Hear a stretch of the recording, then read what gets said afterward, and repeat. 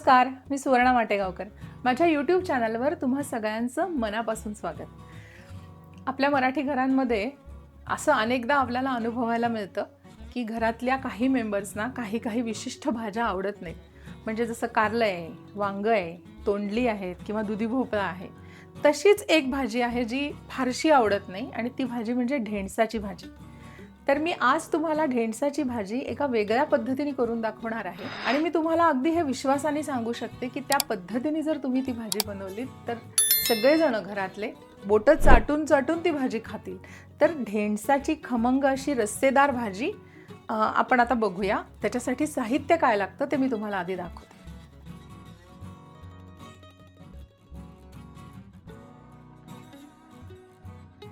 आता ढेंडसांची रस्सा भाजी करण्यासाठी जे साहित्य लागतं ते सगळं असं साहित्य आहे. याला साहित्य थोडं जास्ती लागतं पण ती भाजी अतिशय सुंदर होते. तर आता मी तुम्हाला ते साहित्य आधी समजावून सांगते. तर ही मी मोठी 2 ढेंडसं घेतलेली आहे आणि त्याचे तुकडे केले. तुकडे करताना त्यातल्या ज्या बिया होत्या आतल्या कडक आणि जाड बिया त्या काढून टाकल्या. तर हे असं दिसतं बघा. एवढे तुकडे केले. त्याच्यानंतर आपल्याला मिसळणीचा डबा लागणार आहे. मिसळणीच्या डब्यातलं जिरं, मोहरी, हळद, तिखट आणि गोडा मसाला हे याच्यातलं लागणार आहे. तेल आपल्याला लागणार आहे. 3 छोटे कांदे म्हणजे छोट्या आकाराचे 3 कांदे घेतलेले. हे आपल्याला सगळं त्याची प्रोसेस करायची ती मी सांगते. त्याच्यानंतर ही चिंच मी भिजवत ठेवली आहे थोडी गरम पाण्यामध्ये. ही 2 चमचे घेतलेली आहे. ही एवढी लागणार नाही, आपल्याला लागेल तशी आपण घेऊ. कोथिंबीर आहे. त्याच्यानंतर ही गूळ पावडर आहे, आलं आहे, लसूण आहे, हिरवी मिरची, धनेपूड 1 चमचा आहे. त्याच्यानंतर ही खसखस आहे. खसखस मी 1 चमचा घेतली आहे पूर्ण. आणि हे कोरडं खोबरं आहे. कोरडं खोबरंसुद्धा मी 3 चमचे घेतलेलं आहे किसून. आणि हिंग आपल्याला लागणार आहे, मीठ लागेल. तर असं हे सगळं साहित्य आहे. याच्यामध्ये आपल्याला आधी काय काय प्रोसेस करायचं आहे ते मी तुम्हाला समजावून सांगते. आता आपल्याला याच्यामध्ये कांदा, आलं, लसूण आणि हिरवी मिरची हे एकत्र वाटून घ्यायचं आहे. त्याची एक पेस्ट करायची आहे. खूप बारीक करायची नाही आहे, थोडी भरडच करायची आहे.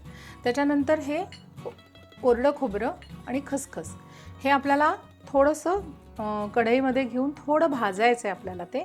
आणि हे थोडं उडायला लागले हे खसखसीचे दाणे की समजायचं की ते झाले. आणि जे खोबरं आहे कोरडं खोबरं त्याचा रंग थोडासा बदलायला लागला, त्याचा खमंग वास यायला लागला की गॅस बंद करायचा. आणि या दोघांची एक पूड करून घ्यायची आपल्याला, ती बारीक करायची. अशा 2 प्रोसेस आधी करून घ्यायच्या. याच्यामध्ये जेव्हा आपण कांदा, आलं, लसूण, हिरवी मिरची बारीक करू तेव्हा त्याच्यामध्ये थोडीशी कोथिंबीर पण तुम्ही घालून घेऊ शकता. म्हणजे त्याला एक छान रंग येतो आणि स्वाद पण येतो. तर आता हे 2 प्रोसेस करूनच आपण ही भाजी करायला घेऊया. तर आता ही ढेंडसाची छान खमंग रस्सा भाजी करायला मी हा प्रेशर पॅन घेतलेला आहे. याच्यामध्ये आपल्याला ती करायची. त्याच्या खाली मी गॅस लावते. हा स्टीलचा प्रेशर पॅन आहे. जनरली रस्सा भाज्या ज्या असतात त्या किंवा उसळी ह्या मी याच्यामध्ये करते आणि त्या खूप छान होतात. तर हे तापताय तोपर्यंत मी तुम्हाला या 2 ग्रेव्हीज दाखवते.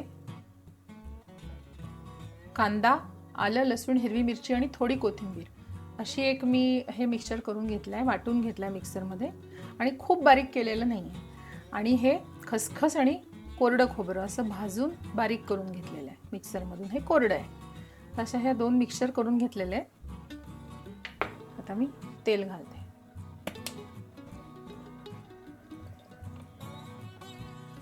या भाजीला थोडं तेल जास्ती लागतं कारण ही ग्रेव्हीची भाजी आहे प्रॉपर.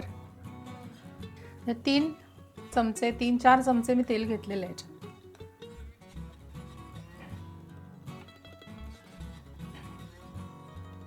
ॲक्च्युली ही भाजी माझी धाकटी जाऊ मिनल हिने एकदा केली होती. मी त्यांच्याकडे राहायला गेले होते मुंबईला, तेव्हा ती ही भाजी करत होती आणि ती तिने कढईत केली होती मात्र. तर ती अशा पद्धतीने एका वेगळ्या पद्धतीने तिने केली होती. पण त्याच्यामध्ये खसखस, खोबरं असं सगळं तिने घातलं होतं आणि छान झाली होती खूप. त्याच्यामध्ये चिंच, त्याच्यानंतर गूळ सगळं घातलं होतं आणि ती अप्रतिम झाली होती. तर मी ती थोडीशी माझ्या पद्धतीने मॉडिफाय केली आणि मी आज तुम्हाला हे दाखवते. पण त्याचं क्रेडिट सगळं मिनलला आहे, माझ्या जावेला. कारण ती आयडिया मला तिच्याकडनं मिळाली की ढेंडसाची रस्सा भाजी खूप छान लागू शकते. आणि तिने ढेंडसं छोटी घेतली होती, भरलेली ढेंडसांची रस्सा भाजी तिने केली होती. ही मी मोठ्या ढेंडसांची भाजी करते. आता आपण याच्यामध्ये मोहरी घातली,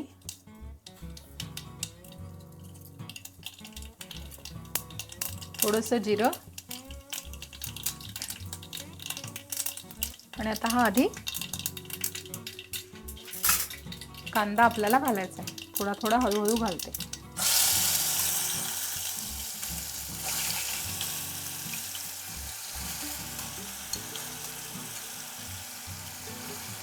कांदा घालता क्षणीच एक सुगंध त्याचा मसाल्याचा, आलं, लसूण, हिरवी मिरची आणि कांदा असा घमघमाट आला.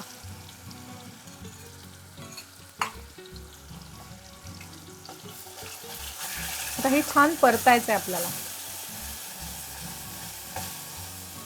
अगदी लालसर नाही, पण साधारण गुलाबीच्या थोडं जास्ती परतायचं आहे. हे जरा पेशंटली परतायला लागतं.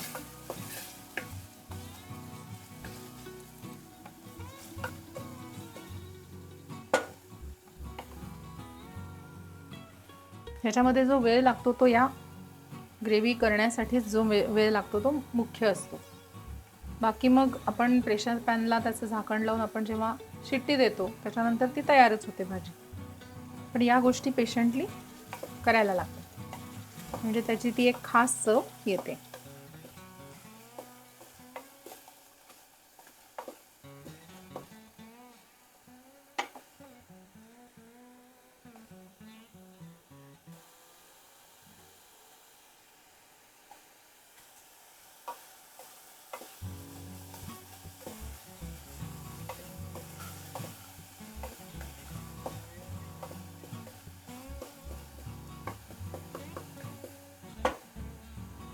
जवळजवळ एक 5 ते 7 मिनटं आपल्याला ही ग्रेव्ही, ह्याची मिक्सचर काढलेलं आहे हे भाजायला लागेल.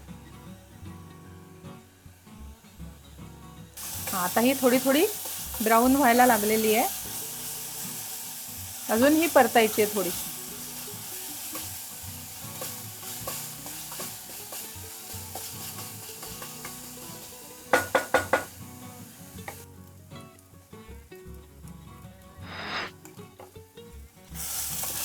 आता याच्यातलं पाणी सगळं वाफ होऊन गेलंय. आता ही छान परतायला लागलेली आहे. आता अजून एक 2-3 मिनटं परतायची आपल्याला.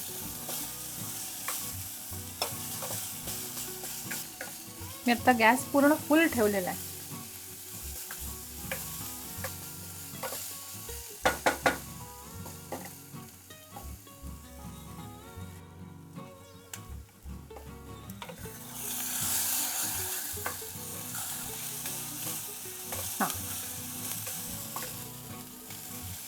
आता मी गॅस कमी केलाय. हे पहा, ही इतपत करायची आपल्याला. आता मी याच्यामध्ये हळद घातली, थोडी मिरची घातलेली असली तरी थोडं तिखट आपल्याला याच्यात घालायचं आहे. त्याच्यानंतर आपण ती जी मगाशी खसखस आणि खोबऱ्याची पूड केली ती घातली मी याच्यात.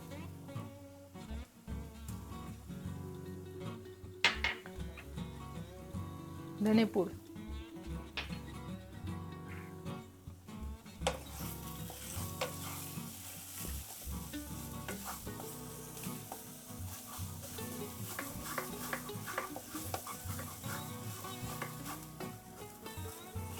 आता आपण सगळेच तेलाच्या बाबतीत थोडे सजग झालेलो आहोत, म्हणून मी तेल थोडं बेतानीच घातलंय, पण याच्यात थोडं जास्ती तेल चालतं.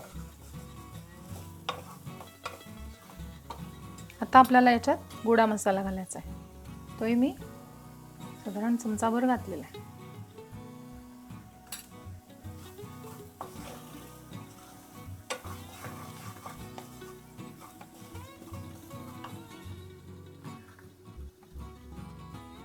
आता मी याच्यात गरम पाणी घालणार आहे.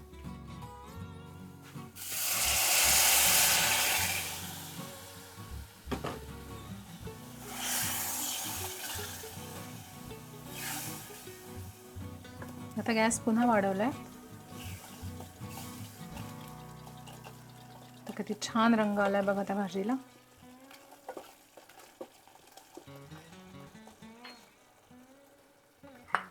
आता याच्यामध्ये मी चिंचेचा कोळ घालते, हा 2 चमचे आहे. त्याच्यानंतर गूळ पावडर ही 1.5 चमचा घातली. तुम्ही थोडी जास्ती कमी तुमच्या आवडीप्रमाणे कमी जास्त करू शकता.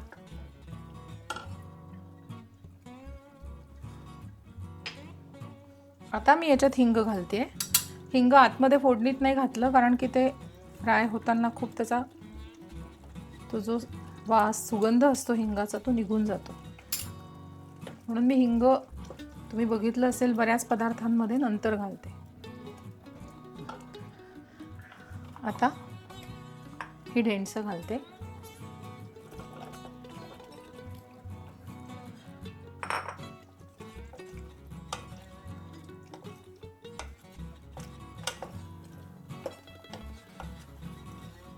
बघा ती ग्रेव्ही आणि जी ढेंडसं आहे त्याची क्वांटिटी परफेक्ट झालेली आहे एकदम. आता याच्यामध्ये सगळ्यात शेवटी मीठ घालायचं.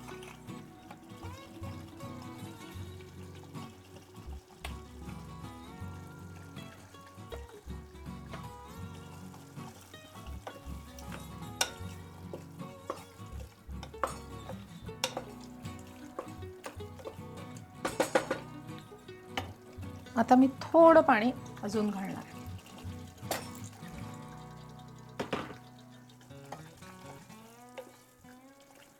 परफेक्ट.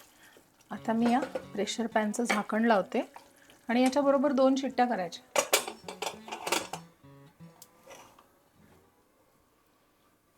2 शिट्ट्या पुरेशा होतील.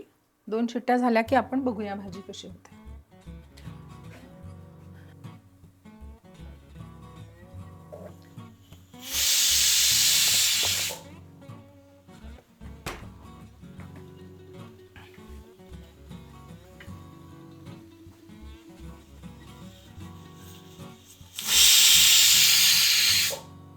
तर 2 शिट्ट्या झालेल्या आहेत. मी गॅस बंद करते. तर आता आपली ढेंडसांची रस्सा भाजी आपण प्रेशर पॅनला लावली होती, त्याच्या 2 शिट्ट्या आपण केलेल्या आहेत. तर आपण उघडून बघूया कशी झाली. त्याचं प्रेशर निघालेलं आहे सगळं. वा वा, बघा कलर बघा, रंग बघा भाजीचा, सुगंध येतोय त्याचा सुंदर. आपण ही शिजली आहे का बघूया.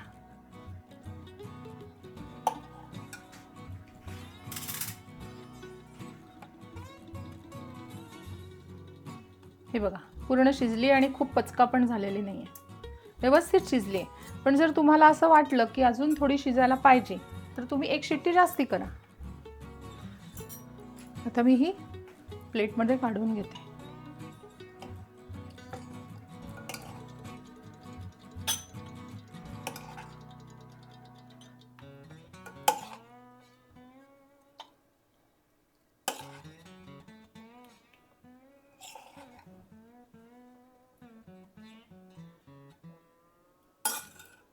थोडी कोथिंबीर घालते.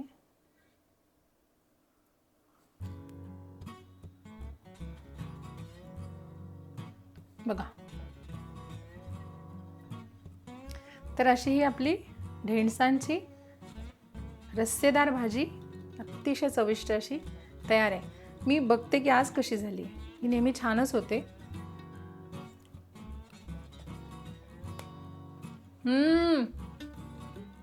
मस्त झाली. आणि मला हे तुम्हाला सांगायला आवडेल की माझ्या जावेनी पण ज्या पद्धतीने केली होती तिने खूप सुंदर केली होती भाजी, चविष्ट झाली होती. आणि मला ती इतकी आवडली की मी तिला म्हटलं की मला ह्याची रेसिपी पुन्हा सांग. मी ती करत असताना बघतच होते, कारण माझं ते लायकिंग आहे की कोणाकडे गेलं तर तिथली गृहिणी किंवा स्वयंपाक करणारे जे कोणी असतात ते कशा पद्धतीने स्वयंपाक करतात, त्याच्यात काय काय मसाले घालतात किंवा त्यांची पद्धत बघायला मला खूप आवडतं.